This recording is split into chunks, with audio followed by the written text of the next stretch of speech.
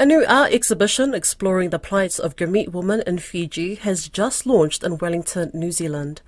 More than 60,000 Indians were brought to Fiji by the British colonisers between 1879 to 1916 to work on the sugarcane, banana and rubber plantations. Porirua-based artist Seema Singh created a collection of paintings uncovering the lives of the Indian women of the Gurmit era, which involved slavery, murder and prostitution. The free event runs until May 26 at the New Zealand Academy of Fine Arts Gallery on Queen's Wharf.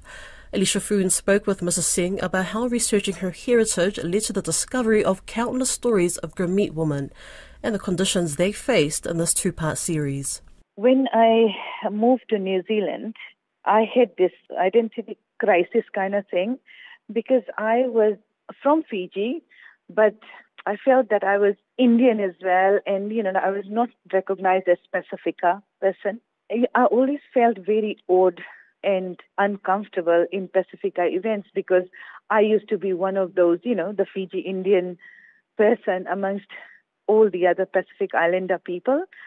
And so this is when I started thinking about, who I am. I'm very proud of my Fijian heritage, very proud of my Indian heritage. I wanted to ground myself, and try and figure out who I was, I think, and then that's taken a long time, actually. Now, after, 15 years or so, I started pondering about, what I can do in order to understand my life and my identity better. So that's when I started talking about, I'll read a little bit about my Gurmit heritage because I'm an artist. I work in the climate science field, but I'm an artist as well. So I decided that I wanted to do something with the knowledge that I was gaining as I was researching. The best way I could do that was through an exhibition, as an artist point of view. I am very interested in, women's lives. I'm surrounded by women. We are mom and three daughters, and I have a daughter now. So, I'm very comfortable with the topic of women.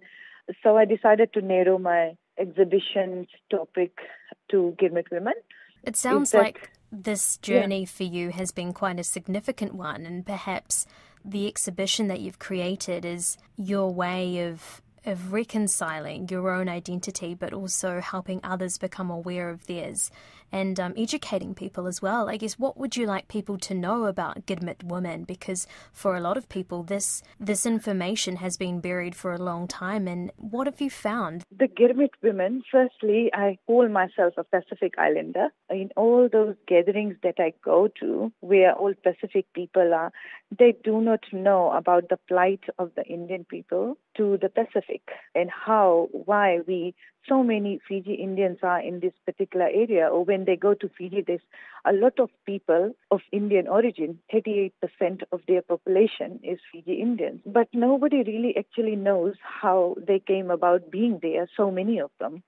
So I want people to know, especially my Pacific people, I want to start at home and maybe go out to the world later on. But I want my Pacific people to know that Fiji Indians were brought by the British to Fiji to work on cotton plantations, sugarcane plantations, rubber plantations, banana plantations in 1879. And they were bound with a 5-year contract to work on these plantations. And, they had the choice to go back home or stay back. But at the end of the 5 years, they were not able to collect enough money to go back home, to pay for their way back home. So some of them decided to stay. These women, the women that came, so they were 35 or 33 women for every 100 men. So there was only 1/3 of the population that was women. And these women they encountered many issues. There were so many social problems because of this big gender disparity. That's what I'm trying to highlight here, that these women survived. These women fought back. And as a result of their sacrifices, their retaliation, I'm able to stand here and have a voice. Their voices were not heard. There were lots of things that happened to them. There were rapes. There were, murders. They were murdered because of adultery and so many other reasons. They were whipped because they could not go to work. They were sick, or because they had just become mothers. And so there were lots of things that happened to them, which nowadays would be really, really illegal, and people could go to jail. You're talking about slavery and prostitution, aren't you? There's lots of things written about the issues that they faced. Slavery is one of them. They just renamed the slavery system as indenture system. So, it was still slavery, but because slavery had been abolished in 1933, I think, and they wanted to continue using Indian people to work on the plantations. They named it indenture. And the difference between slavery and indenture is slavery is for life. Indenture was for 5 years. So, that was the thing. And then women, yes, they would have been, I've just done my research for 9 months.